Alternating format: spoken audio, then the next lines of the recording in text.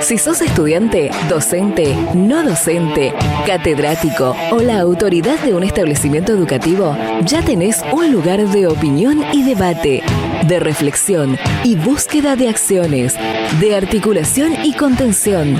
Durante los próximos minutos, escuchá Data Universitaria con la conducción de Facundo Acosta.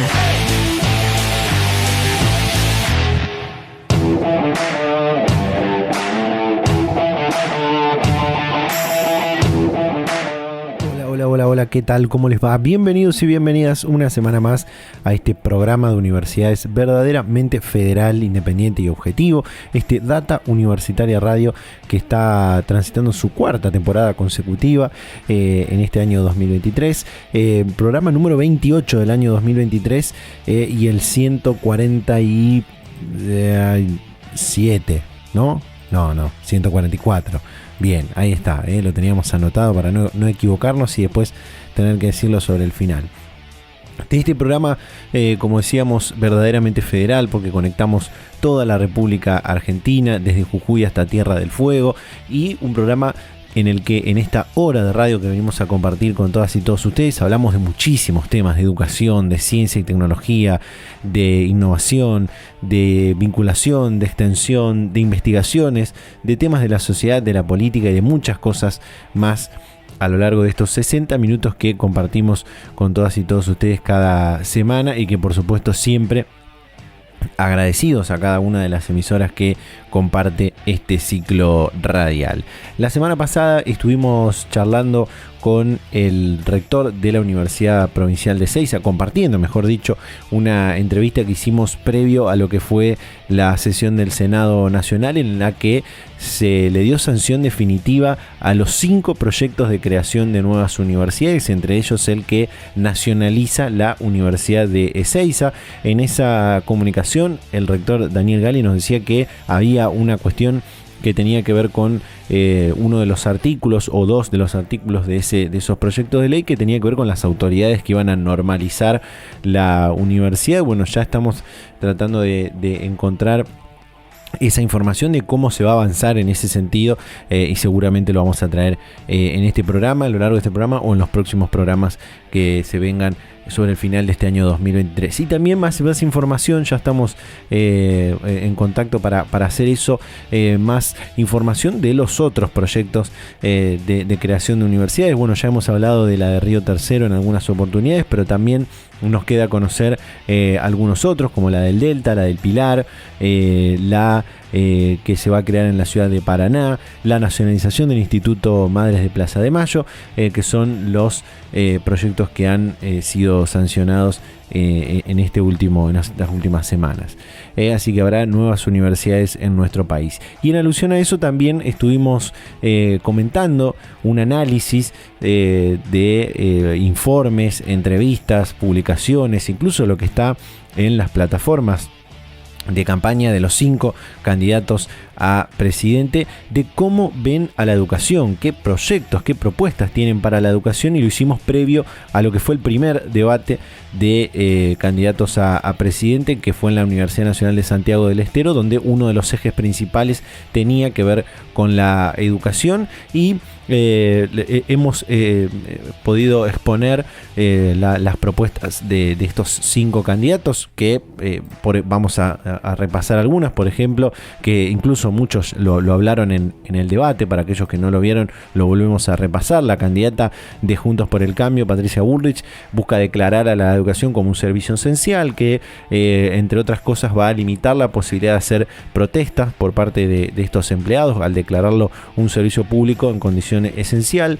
También va a impulsar el acuerdo federal de 14 años de escolaridad con 190 días de clase, y es una de las que, al igual que los demás candidatos, se ha suscrito al Programa Nacional de Alfabetización. En el caso del candidato oficialista de Sergio Massa, toda su propuesta está basada en lo que es el proyecto de ley para un nuevo financiamiento educativo, esto de llevar la inversión educativa del 6 al 8% de piso del PBI, hoy es de un 6, aunque no se llega al 6 en la actualidad, pero pretenden llevarlo a ampliarlo al 8%. Está básicamente resumido ahí su idea de propuesta educativa, donde se va a destinar un 6,5% de ese 8 total a la cobertura de 45 días a 3 años, la educación obligatoria, la educación superior de formación docente, y al resto de la educación universitaria irá un 1,5%.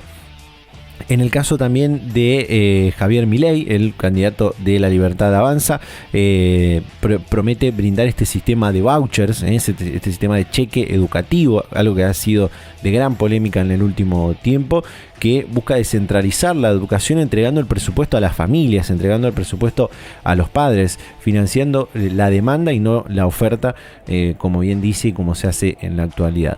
Propone también generar una competencia entre las instituciones educativas, incorporando materias como ciencias, TICs, orientación, competencias por orientación, competencias por infraestructura y demás en la educación obligatoria. En el caso de Miriam Bregman, la candidata del Frente de Izquierda, enfatizó su defensa, ¿no?, a la educación nacional, también en implementar una educación sexual integral científica con perspectiva de género, implementar el boleto educativo gratuito para todo el país. Y también hizo hincapié en el día del debate en la cuestión del FMI y el financiamiento educativo. En el caso del gobernador de la provincia de Córdoba y candidato por Hacemos por Nuestro País, Juan Schiaretti, hizo hincapié fundamentalmente en algo que nombramos en el programa anterior, que fueron las escuelas PROA, ¿no? Escuelas de modelo de innovación educativa que buscan formar a jóvenes especializados en el desarrollo de software y de biotecnología.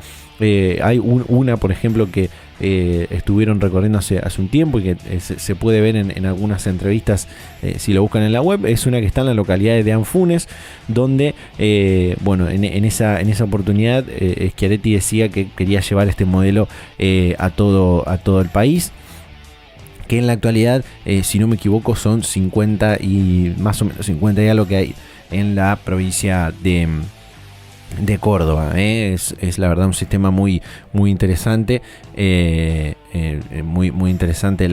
40 instituciones de este tipo a lo largo de la provincia de Córdoba. Bueno, eso es más o menos lo que estuvimos comentando en el programa anterior y lo que han podido escuchar seguramente en el debate de candidatos a presidente de la nación.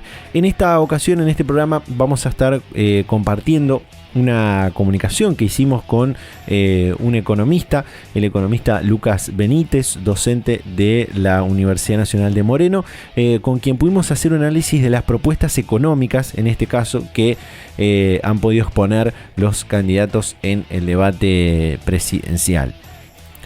Propuestas que tienen que ver con el déficit fiscal, con bajar la inflación, con la solución a la deuda con el FMI.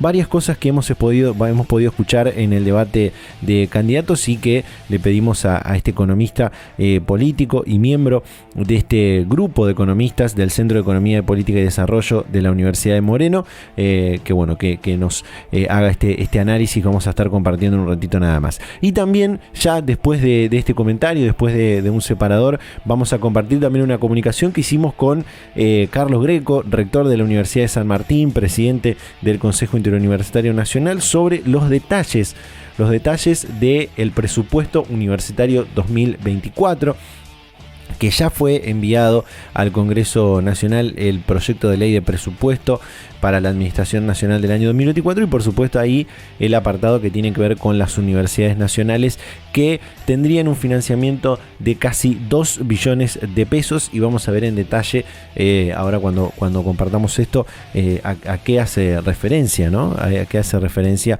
este presupuesto para el próximo año, y algunas otras cuestiones también. Vamos a ir a un breve separador. Les recuerdo que nos pueden seguir en las redes sociales, @datauniversitaria, @DT Universitaria en Twitter, y durante toda la semana, por supuesto, en www.datauniversitaria.com.ar. Hacemos un separador y llevamos a la primera comunicación de este programa. Data Universitaria. Información, comentarios, entrevistas, investigaciones, todo lo que te interesa saber del mundo universitario. Las 24 horas del día y en el momento que quieras. Visítanos en datauniversitaria.com.ar. 1.952.778.513.662 pesos es lo que se va a destinar al financiamiento universitario, al presupuesto universitario para el año 2024. Esa va a ser la distribución del financiamiento de las universidades nacionales.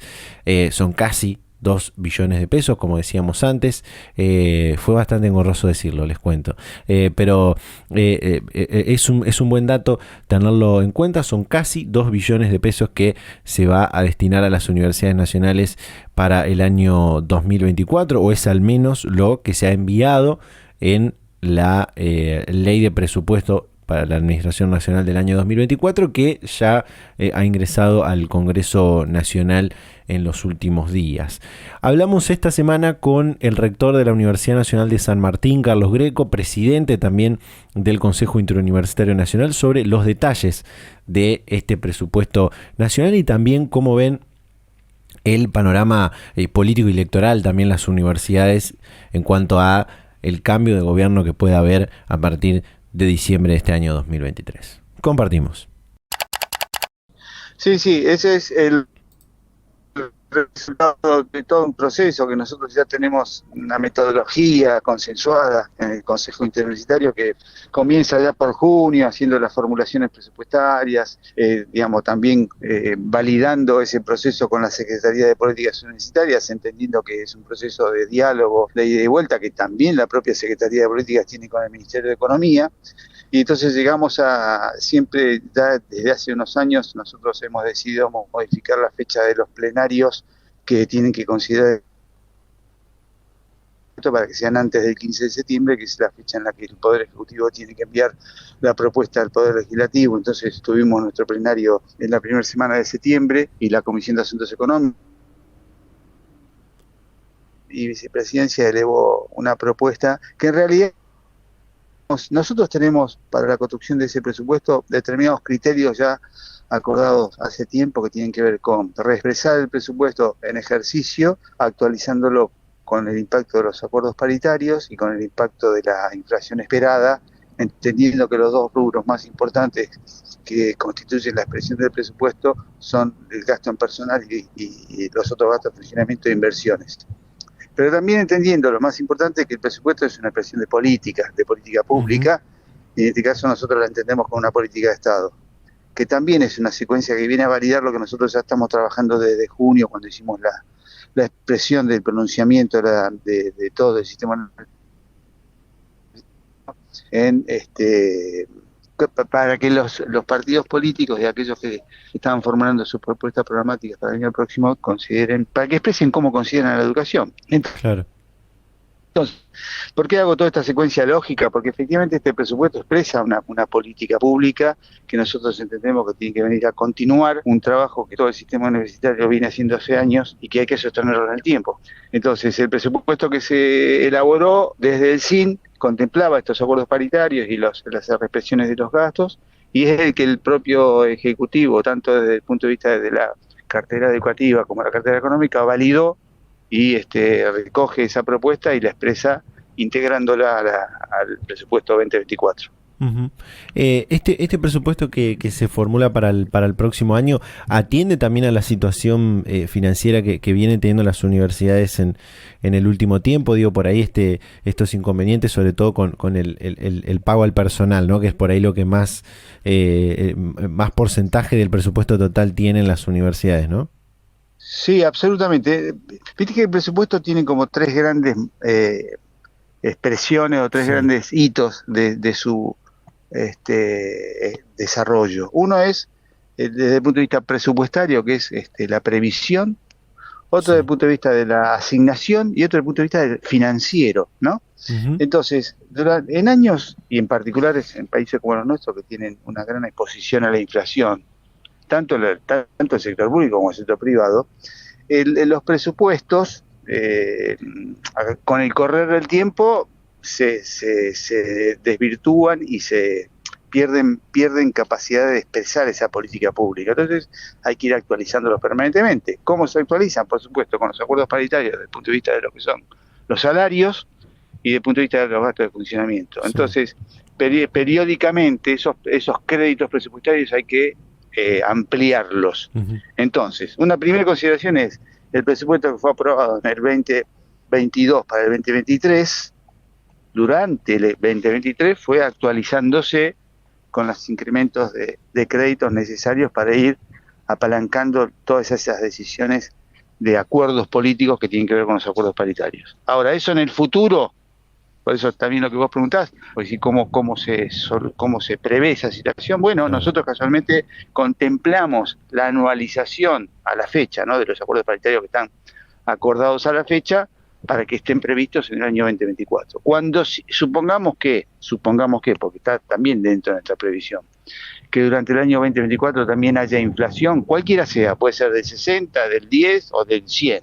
Eso será el resultado de la política fiscal, la política económica, la política macroeconómica que desempeñe el próximo gobierno y el propio sector privado. Bueno, ese presupuesto se va a tener que ir actualizando, y como ocurre todos los años. Ahora, eso finalmente lo que yo quiero decir en esta valoración es, el presupuesto es una expresión de política. ¿Qué quiero decir? Si el presupuesto acompaña el reconocimiento de que la educación es un factor de transformación, es un factor de movilidad social ascendente, es un factor de desarrollo del país, entonces van a estar los recursos necesarios para que las universidades y el sistema científico-tecnológico siga haciendo lo que está haciendo.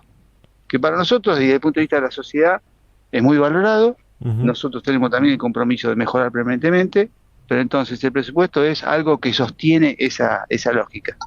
Uh-huh. Si un gobierno decide, a través casualmente del presupuesto, sí, o bajar el financiamiento, o desfinanciarlo, o modificar los criterios de financiamiento, es porque está decidiendo políticamente qué quiere hacer con la educación superior. Este gobierno, que inclusive cuenta con, por lo menos desde el punto de vista del SIN, con un consenso amplio y absoluto de todas las perspectivas ideológicas. Vos sabés que en el Consejo Universitario se expresan distintas corrientes partidarias, inclusive, sí, sí, todas han expresado a partir de esa propuesta que la educación superior tiene que ser una política de Estado. Uh-huh. Sabemos que hay otras corrientes políticas que no están de acuerdo con eso. Bueno, se verá en el momento de discusión no solo del presupuesto del sistema universitario, sino del presupuesto en su conjunto, quién prima en la decisión sobre qué presupuesto para hacer qué, que es lo más importante, ¿no? Claro. Justamente le preguntaba eso de si atiende a lo que va a pasar en términos financieros, porque definitivamente en diciembre de este año va a haber un cambio de gobierno, así y todo, si gana el candidato oficialista es un cambio de gobierno también, y eso va a atender, ¿no?, a las políticas que va a empezar en 2024. Digo, y si no hay presupuesto para eso, digo, no hay política que se pueda hacer, ¿no? Entonces también entenderlo ideológicamente, ¿no?, al presupuesto y a las políticas que se quieren llevar. Y en esto, digo, ¿le preocupa en algo al sistema universitario quién conduzca la Argentina también el próximo año? No hay duda de eso, sí, nos ocupa, nos tiene atentos y nos tiene en estado de poder expresar desde nuestra perspectiva nuevamente en la política pública, la educación superior tiene que ser una política de Estado. Entonces, más allá de que algunos candidatos hablan de voucher como una forma, digamos, de un cambio paradigmático, cambio revolucionario de cómo se financia la educación superior y demás, que está demostrado que eso esas propuestas son inviables y han resultado un fracaso en otros países.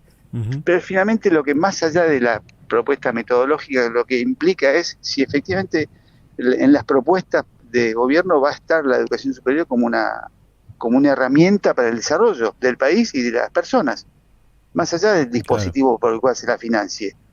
Porque está claro que ya desde el punto de vista inclusive del orden mundial, la Conferencia Mundial de Educación Superior definió a la educación superior como un bien público y además como un deber del Estado. Entonces, ir en contra de esa corriente es ir en contra del mundo. O sea, no, Claro.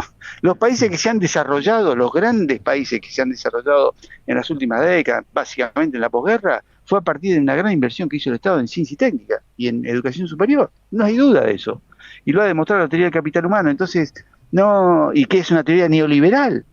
Por eso es raro Ujú. que algún candidato no se apalanque, digamos, hay tanto el oficialismo como Juntos por el Cambio han expresado que consideran a la educación como un factor muy valioso para el desarrollo del país, y parece que hay alguna expresión política que no lo hace. Veremos entonces qué decide en términos democráticos nuestro pueblo, cómo valora la educación, que es debería ser una de las expresiones del voto, ¿no? Que se considera una política pública respecto de nuestros hijos, de nuestros jóvenes, que esperamos que el Estado haga por nuestros hijos, por nuestros jóvenes, que la educación tiene que mejorar, que tiene que incluir a cada vez más chicos y chicas, que tiene que generar mayor rendimiento de los estudiantes, que además en el sector universitario no solo es formar egresados, sino también generar conocimiento para el desarrollo.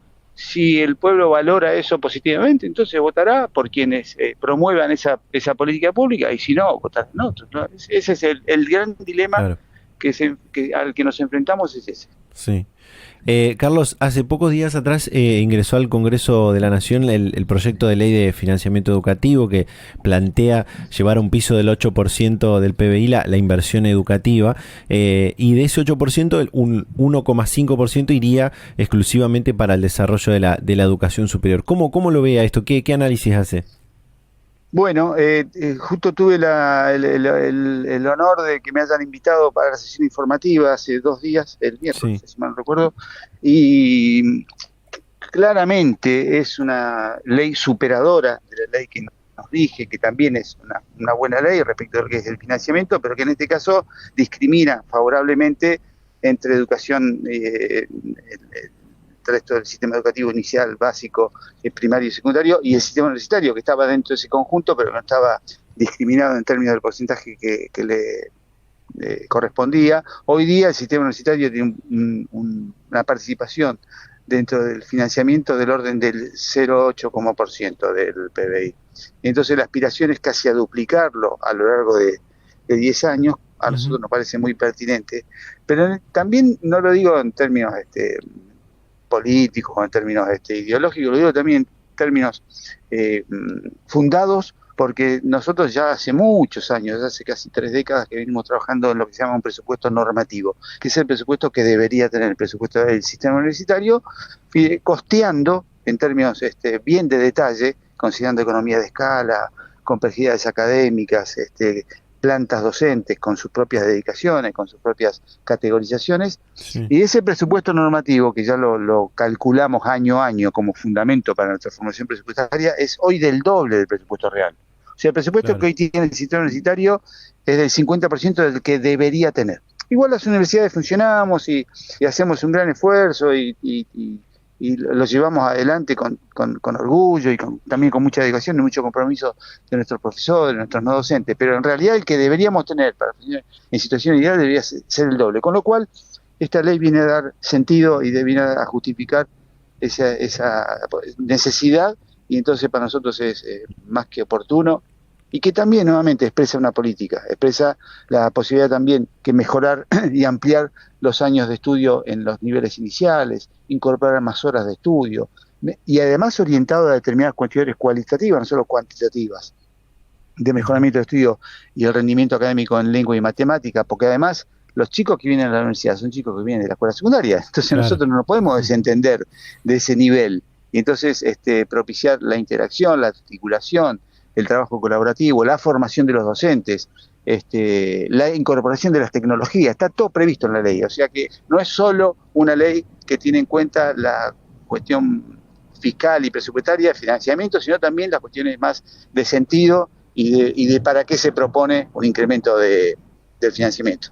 Bien, cierro con esta última pregunta que tiene que ver por ahí con las discusiones que está teniendo el sistema universitario nacional, que sabíamos que este año iba a estar atravesado por lo electoral y quizás eso iba a inundar la agenda también de las discusiones del sistema, pero digo, y hubo algunos avances en esas discusiones, pero ¿qué todavía falta discutir en este sistema universitario nacional, Bueno, y seguramente para el año que viene? lo más importante para nosotros que es que no solo tenemos una política en algún sentido reactiva, no digo de reacción, sino de estar atentos a la situación coyuntural, Sí. que tiene que ver, como bien decís, con la cuestión política, y lo hacemos desde una postura de diálogo, de consensos y de no grieta. Y esto lo quiero resaltar porque para nosotros es muy valioso el funcionamiento del sistema universitario, en tanto nosotros ponemos por delante siempre entender que la educación superior es un bien público, un bien común, y entonces más allá de nuestras pertenencias partidarias siempre buscamos las posiciones de consenso. Es una primera cuestión. Y abordamos y asumimos las situaciones de coyuntura siempre con ese atributo.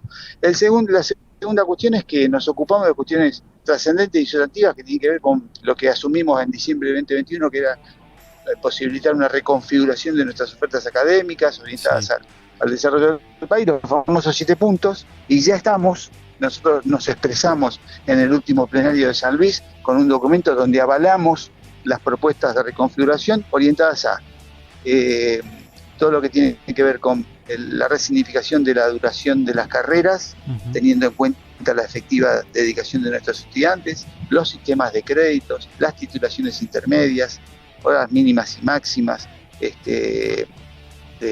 las certificaciones de calidad, o sea, todo un conjunto de normativas que se van a considerar prontamente en el Consejo de Universidades, que nosotros asumimos y hemos expresado nuestro aval a esas propuestas, y esperemos que en los próximos días se puedan transformar en normas que rijan la nueva tanto las nuevas ofertas académicas como la adecuación de las ofertas académicas vigentes. Me parece que eso es muy significativo porque pensamos no solo en el corto plazo, sino en el mediano y largo plazo, que es lo que en los planos en los que trabaja la educación superior.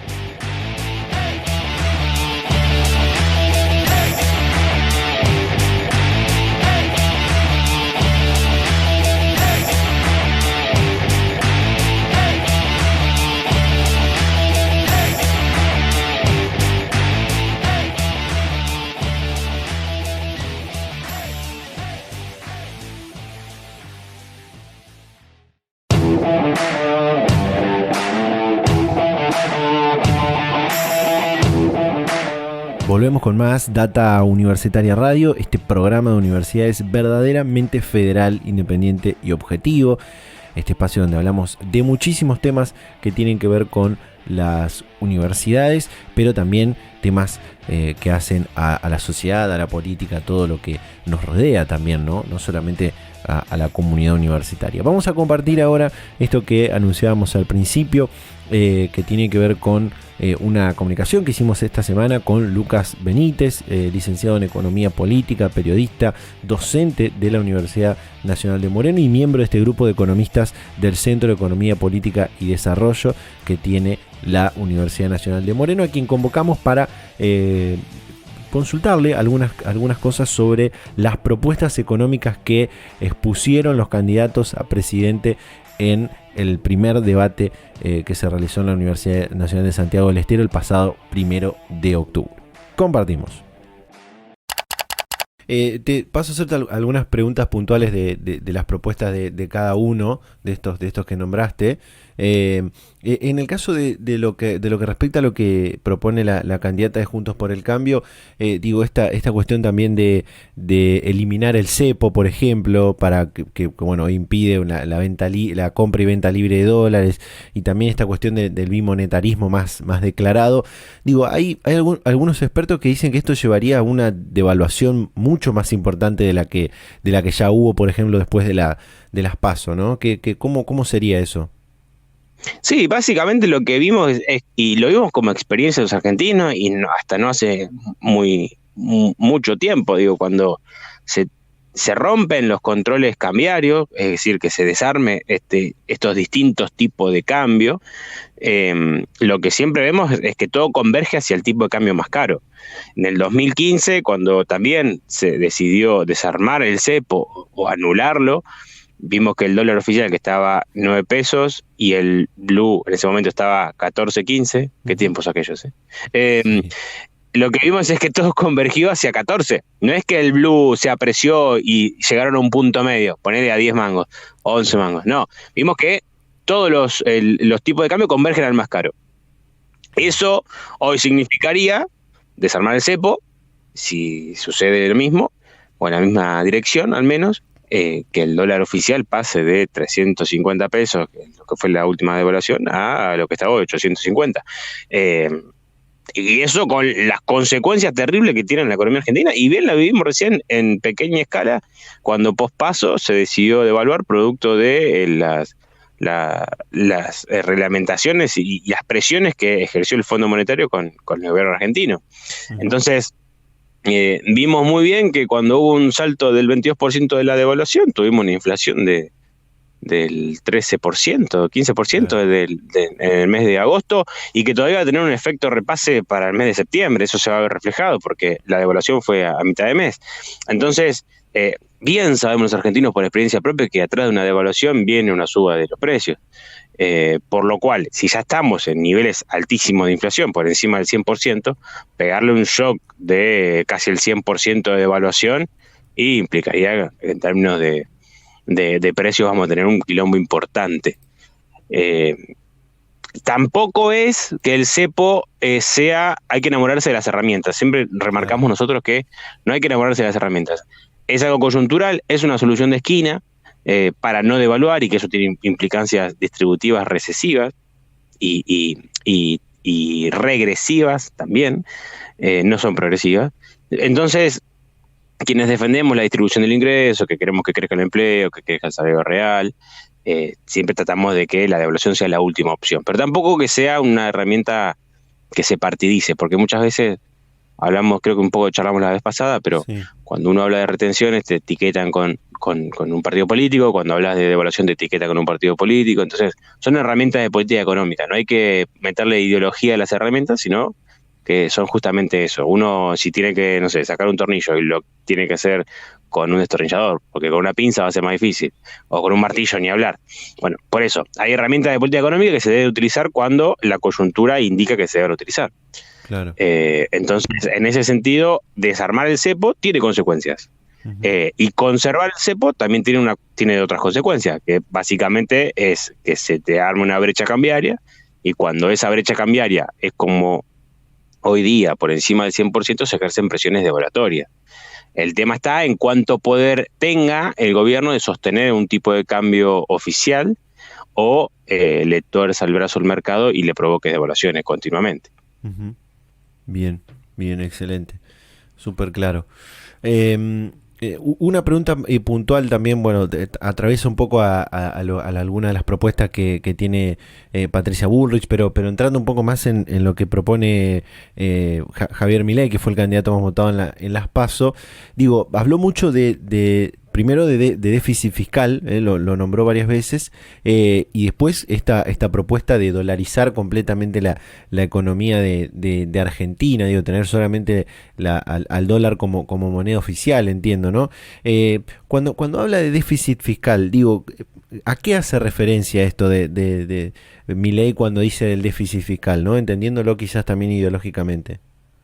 Sí, básicamente es achicar la participación del Estado en la economía. Déficit fiscal es un resultado, ¿no? Esto siempre hay que aclararlo. ¿Cómo uno llega a tener déficit, saldo equilibrado o superávit fiscal? Obedece mucho al comportamiento del ciclo de la economía, a cómo venga la economía argentina. Bien. Por ejemplo, vamos a ejemplificar para que quede más claro. Sí. Y sucedió hasta no hace poco. Otros quienes hablaban de que el Estado es como una casa, no puede gastar más de lo que se recauda. Siempre sucede esas ideas cuando pregonan el tema de eliminar el déficit fiscal. Fue el gobierno de Mauricio Macri que buscaba déficit cero en el 2019, y en aras de tratar de equilibrar las cuentas del Estado, achica el gasto. Y lo que se ve es que cuando achica el gasto, lo vemos siempre, es un efecto lineal que hay en la economía, en las economías capitalistas no planificadas, que cuando se achica el gasto, se cae el nivel de actividad, porque básicamente el gasto público es, primero, salario de todos los empleados públicos, docentes, policías, bomberos, administración pública nacional, provincial, municipal, son gente que consume, que trabaja con un salario y con eso consume, es obra pública también, es inversión pública de infraestructura, son las empresas públicas del Estado. O sea, achicar el gasto significa eso. Y lo que vemos siempre es que hay un correlato en nivel de actividad. Se achica el gasto público, cae el nivel de actividad.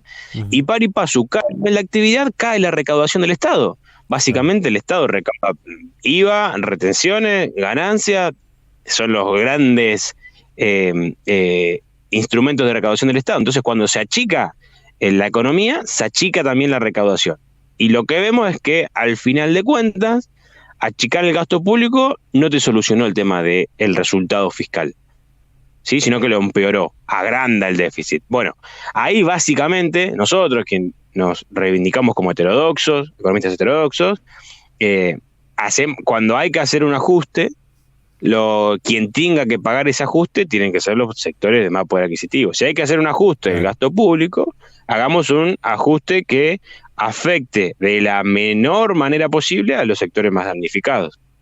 Entonces, ahí sí hay una clara diferencia entre lo que plantea Javier Milei y Patricia Bullrich con lo que plantea Sergio Massa, y no me quiero olvidar tampoco de Schiaretti, que plantea en términos fiscales más o menos lo mismo que Massa, y Miriam Bregman, que tiene la postura de la izquierda trotskista. Nacionalizar los medios de producción sería algo muy difícil en el contexto de hoy, pero por lo menos lo que planteo, lo que opino yo. Pero digo, entonces, bueno, que si hay que hacer un ajuste del gasto, bueno, veamos en qué tipo de gasto vamos a ajustar. Porque no es lo mismo ajustar en aguache, en tarjeta alimentar, o en gasto social, o en jubilaciones, como sí bien sabe Patricia Bullrich, porque lo hizo en el 2001, que ajustar, por ejemplo, en algunas exenciones tributarias que se le dan a empresas, algunas exenciones tributarias que se le dan al Poder Judicial de la Nación, algunas exenciones que hay sobre bienes personales en la Argentina. Digo, básicamente, no sé, si un trabajador tiene la suerte de tener 2 casas, 2 inmuebles, paga un impuesto a los bienes personales, que es por los bienes que tiene. Si tiene 2, 3 autos de alta gama, lo mismo. Ahora, si tenés una casa en Capital Federal y 200 hectáreas en la Pampa Húmeda, por las 200 hectáreas en la Pampa Húmeda no se paga bienes personales. Claro. Entonces, hay mucho que hacer en términos tributarios. Yo no soy un tributarista, pero sí hay mucho que hacer en cuanto a cómo recauda el Estado y a cómo gasta el Estado para tratar de obtener un resultado fiscal que no sea deficitario. Ahora, eso no indica tampoco de que sí o sí tiene que ser un objetivo de política económica tener las finanzas sanas. Digo, de hecho, todas las economías del mundo se ubican en un déficit fiscal, en orden del 3%, 4%. Y Argentina está dentro del estándar internacional, sobre todo hoy tiene un déficit muy chico Argentina. El tema no es el déficit que haya, que es en pesos, sino que el tema importante de la economía argentina pasa a ser el nivel de sus reservas internacionales. Claro. ¿Por qué? Porque esto es en dólares. Y el gran corset que tiene la Argentina viene a estar marcado por el alto nivel de deuda externa que tiene. Y deuda externa es deuda nominada en dólares. Entonces Argentina debe hacerse de divisas para pagar esa deuda. Y ahí es donde está el tema. El déficit fiscal genera altos niveles de actividad, y cuando Argentina tiene altos niveles de actividad, importa mucho material, bienes intermedios o bienes finales, y esos bienes se compran en dólares. Entonces te haces de menos reservas. Ese viene a ser el encadenamiento causal. Pero no necesariamente haya que tener superávit fiscal para poder tener superávit de balanza de pagos. Digo, son dos cosas totalmente distintas. Bien. Quiero hacerte dos preguntas más. Una que tiene que ver con, por ahí, una de las cosas que más expuso el candidato oficialista, en este caso, que es el actual ministro Sergio Massa, y que tiene que ver con hoy uno de los grandes inconvenientes que tiene Argentina, que es la presencia todavía del Fondo Monetario Internacional y de lo que significa también, ¿no?, para el PBI de Argentina la presencia del FMI, ¿no? Supongamos que gane otro candidato que tenga que seguir pagándole al fondo, porque la deuda va a continuar, ¿no?, por más que cambie el gobierno. Con las ideas que tienen de los otros dos candidatos de reducir el gasto público, ¿cómo tendrían que hacer para seguir pagando la deuda que se tiene con el FMI, ¿no? Sí, a ver, básicamente, ¿cuál es el esquema que plantea el ministro Sergio Massa? Va hacia la idea de lo que llamamos en economía como un plan de estabilización. Yo creo que es esa, si bien no está taxativamente planteado de esa manera por parte del ministro, lo que está en la cabeza es más o menos eso. ¿Qué significa eso? Básicamente, como sucedió con el Plan Real allá en el 91 en Brasil, que tuvo su efecto también en la Argentina, o su copia en la Argentina, que fue el Plan Austral, que estalla básicamente el Plan Austral de Zurruil y Alfonsín, porque el Fondo Monetario del Banco Mundial le sueltan la mano y no le dan los desembolsos. Pero, a ver, ¿hacia dónde va esto? Establecer un sendero de precio y salario, un acuerdo con el sector empresarial, con los sindicatos, sí. En establecer ciertas promociones fiscales a aquellas empresas que exporten. ¿Por qué? Porque Argentina tiene únicamente dos formas de hacerse de dólares. Una es vendiéndole al mundo más de lo que compra, claro, y otra es vía endeudamiento. Esa opción, la segunda, hoy día está cerrada. Básicamente porque nadie te presta, porque nadie sabe si vas a poder pagar. Claro. Entonces, la salida tiene que ser por el lado de la cuenta real, se le llama en economía, que es por el sector comercial. Entonces, ahí Argentina tiene varias opciones de salida. Tiene una pampa húmeda importante, o sea, el agro es un sector proveedor de divisas, pero no es el único, sobre todo en la Argentina. Tenés el sector hidrocarburífero, Vaca Muerta, Palermo Aike, que le empieza a arrojar a partir de este año resultados de balanza comercial positivo. Le van a entrar más dólares de los que antes salían a la Argentina por ese sector. Otro es el sector metalífero, la minería. La minería, por ejemplo, con el tema del litio y minerales estratégicos como el cobre, el zinc, el oro, son minerales que Argentina los tiene hace muchos años y que nunca los ha explotado. Y que del otro lado de la cordillera de los Andes, Chile, su economía se basa en el recurso del cobre. Uh-huh. Entonces, ahí tenés otro sector más que te va a proveer de divisas. Tenés el campo, tenés la minería y tenés el sector de hidrocarburos. Bueno, bien, ahí tenés que laburar sobre esas actividades que algunos economistas llaman extractivistas para proveerte de divisas. El tema está, como siempre, en la dinámica, en que si te entran dólares por un lado, tampoco se te vayan por el otro. Claro. Y ahí está en la administración de esos recursos, de cómo es que lo va a administrar el Estado y cuáles son las herramientas que plantea. Entonces, el ministro Massa y candidato a presidente, lo que tiene en la cabeza es, bueno, un sendero para comenzar a descender los niveles de inflación, por lo menos plancharlo y que no sigan aumentando, y comenzar con instrumentos desindexatorios a desinflar el tema del globo de precios. Bien. ¿Y cómo lo desinflas al tema de precios? Básicamente sosteniendo el nivel del tipo de cambio. ¿Y cómo puedes hacer para sostener el nivel del tipo de cambio? Es decir, para no devaluar y que te ingresen más dólares de los que te van. Hoy día, si el candidato más votado, que fue en las PASO, te plantea una dolarización o una competencia de moneda, sabemos que vamos hacia ese lado y vamos a hay que ponerse la zapatilla de running porque de acá hasta el 22 de octubre va a haber corrida. va a haber corrida. Digo, pues la gente te dice que vas a utilizar, el candidato más votado te dice que vas a utilizar dólares cuando él sea gobierno, y la gente va a ir a hacerse dólares al tipo de cambio que le parezca más barato. Y yo te digo, ¿qué haces? ¿Comprás o vendés con el dólar hoy a 8.50? Y si no sabes cuánto va a estar si gana el candidato más votado en las PASO, Claro. comprarlo hoy. Bueno, quienes pueden, quienes tienen la arquitectura financiera para hacerlo o la guita para hacerlo. Quienes no, nos vemos a merced de lo que suceda con esa coyuntura. Esta corrida que hubo sobre el blue va a hacer que los precios seguramente tengan un impacto. Entonces, en ese contexto, quienes son gobierno y tienen la responsabilidad de lo que sucede con la coyuntura económica, bueno, tienen que intentar hacer de que quienes producen la corrida pierdan plata, porque básicamente esa es la única manera que tiene la economía argentina. Y a ver, y digo, esto no es imposible de hacerlo. En el 2003 se pega el salto de la salida de la convertibilidad, pasa al tipo de cambio de 1 a 4. Sí, para que recordemos. Sí. Pasa de 1 a 4. Y después de 4 llega a 2.70. Se aprecia el tipo de cambio. Es eso el primer gobierno de Néstor Kirchner. ¿Y cómo se hizo? Y ahí, mirá, el que apostó al dólar perdió. Porque lo compró a 4 y en el 2005 estaba a 2.70.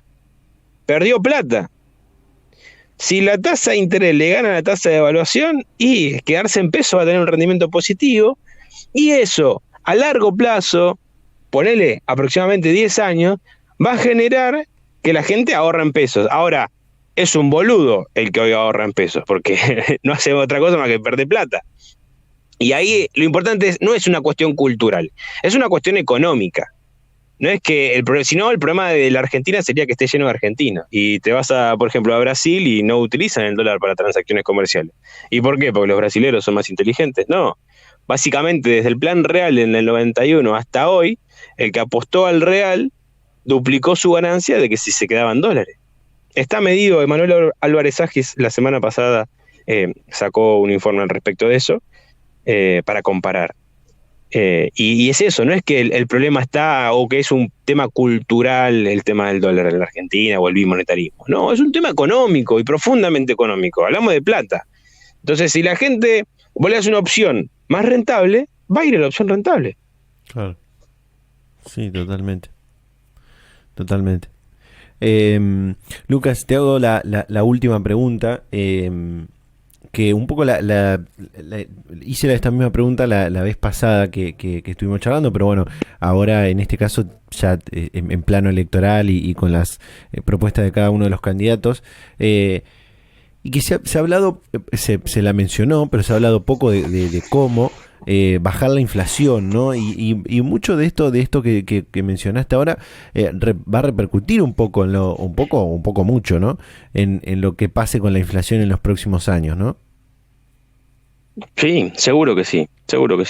Un shock de romper el cepo o hacer una devaluación, casi como plantea Milei, que tampoco sabemos cómo lo va a hacer, porque para eso hay que licuar todos los pesos. O se hace con una gran devaluación para luego hacer una dolarización, cosa que Argentina va a ser un cementerio en términos económicos, y en los cementerios la inflación es cero, para que quede claro, ¿no? Claro.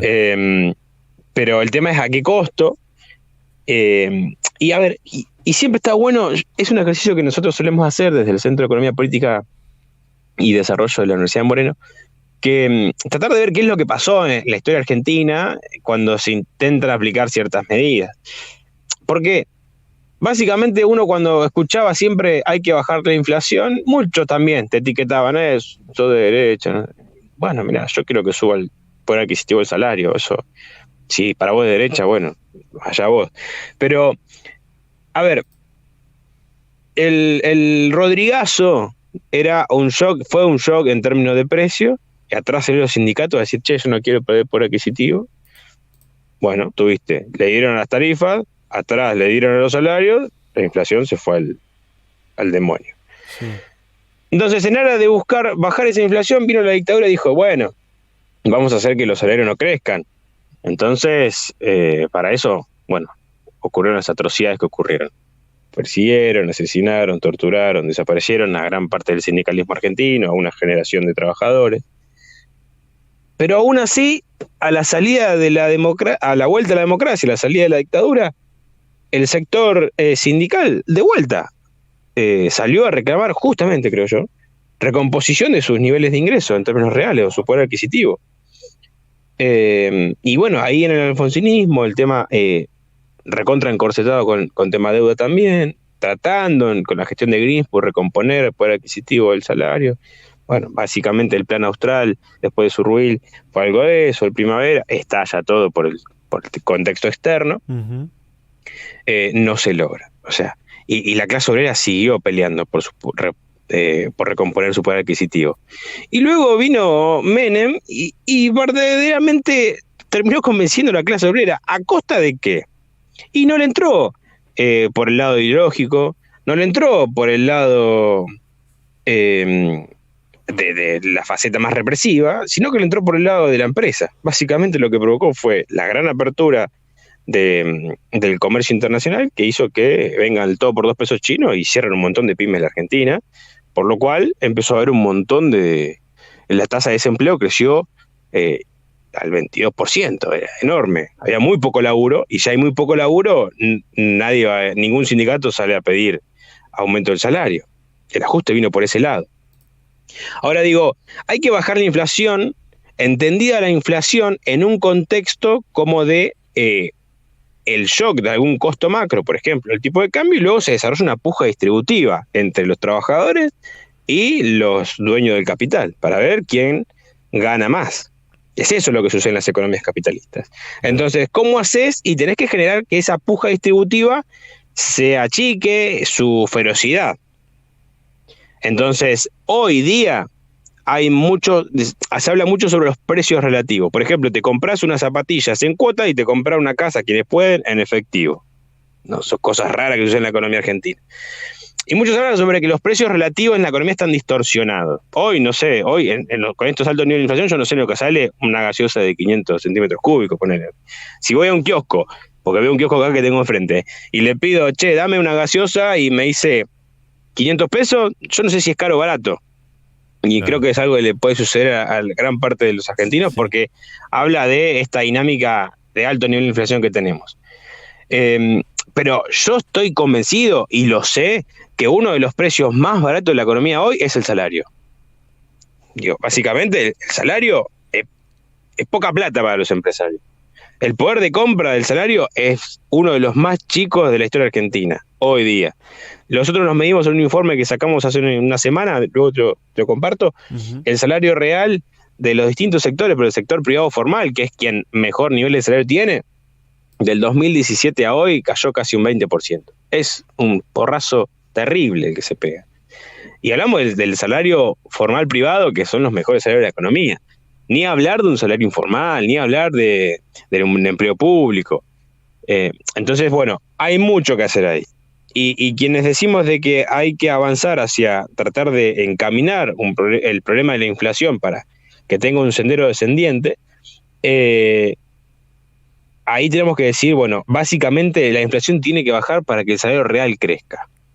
Y en eso que estoy diciendo, bueno, los incrementos nominales de paritaria le tienen que ganar los incrementos de los precios. Claro. Pero para eso hay que hacerlo bajo un sendero, porque de lo contrario, al yo darle más salario nominal a los trabajadores, estoy al mismo tiempo alimentando el proceso inflacionario. Porque el salario es un costo macroeconómico también, en tanto y en cuanto las empresas ejercen ese gasto en el pago del salario de los trabajadores. Ahora, la dinámica va a estar cuando vos a las empresas le digan, che, mira, los otros costos los vas a tener planchados y el salario te va a ir aumentando marginalmente. Entonces, en la distribución de lo que gasta el privado, la empresa va a tener más participación en ese gasto total, lo que gasta en el salario. Hoy lo que gasta en salario una empresa es muy chico. Pues lo que más gasta lo gasta en importaciones, lo gasta en tarifas. O sea, la distribución del gasto del privado se de otra manera. Entonces, bueno, el salario tiene que ganar participación dentro del gasto de los privados y tiene que ganar participación también en el PBI. Y para eso el salario real tiene que aumentar. Entonces, ese tiene que ser nuestro objetivo. tratar de generar un sendero de previsibilidad, de recomposición del salario, de saber que el salario real tiene que aumentar, por un lado porque es un componente inducido de la demanda agregada, sube el salario, sube el consumo, pero pasa a ser una dinámica que no la va a generar desde una política económica del gobierno. El gobierno puede generar un plan hacia dónde ir. Luego serán las fuerzas o los actores sociales que intervienen en esa puja distributiva quienes tengan que pujar justamente para que se logren los incrementos nominales. Y ahí hablo del rol de los sindicatos, de los partidos políticos, las gremiales empresarias. Tenemos que ir hacia un sendero de una alianza entre el empresariado pyme y mediano con los sectores trabajadores. Digo, si no, es imposible. A la pyme le compra el sector trabajador. Si cae el salario real, va a caer lo que venda la pyme. Hasta que no entendamos que esa es la manera en la que funciona, otra lógica tienen las multinacionales, otra lógica. Pero el empresariado pyme y mediano, que es el 70% del empresariado argentino, tiene que entender que es esa la dinámica y tiene que haber una alianza de clase estratégica ahí para juntos, o unidos, no sé, la palabra que quieran, y iniciar un sendero de mejora de sus niveles de ingreso, los trabajadores de salario y los empresarios con sus ingresos por sus ventas. No hay otra manera, es esa. La otra es catastrófica.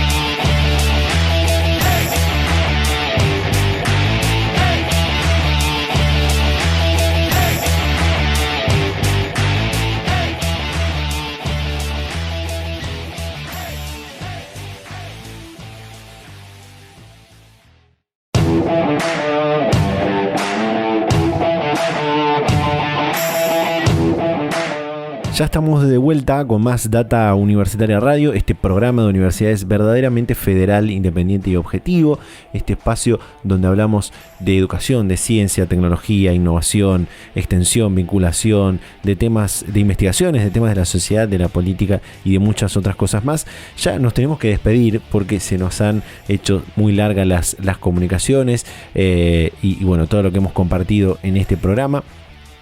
Vale mencionar y saludar a las y los docentes de toda la Argentina, que este 5 de octubre, este pasado 5 de octubre fue el Día Mundial de las y los docentes, así que bueno, un gran saludo a todos los docentes y las docentes que pueden estar escuchando este programa.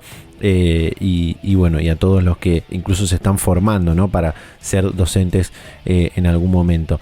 Así que bueno, un gran saludo a ellos. Y bueno, nos toca despedirnos de este programa. Hemos compartido muchísima información, hablamos del presupuesto universitario 2024, hablamos también de las propuestas económicas de los principales candidatos a presidentes de la nación.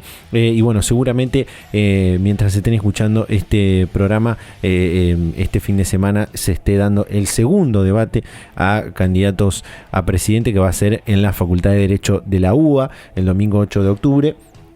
Así que bueno, seguramente en el próximo programa también habrá conclusiones sobre eso. Nos despedimos, gracias a cada una de las emisoras que comparte semana a semana este ciclo radial. @Data Universitaria en Facebook, en Instagram, @DT Universitaria en Twitter y www.datauniversitaria.com.ar con toda la información de lo que pasa en el mundo universitario. Nos despedimos, nos vamos a encontrar a esta misma hora y en este mismo dial la próxima semana. Chau, chau.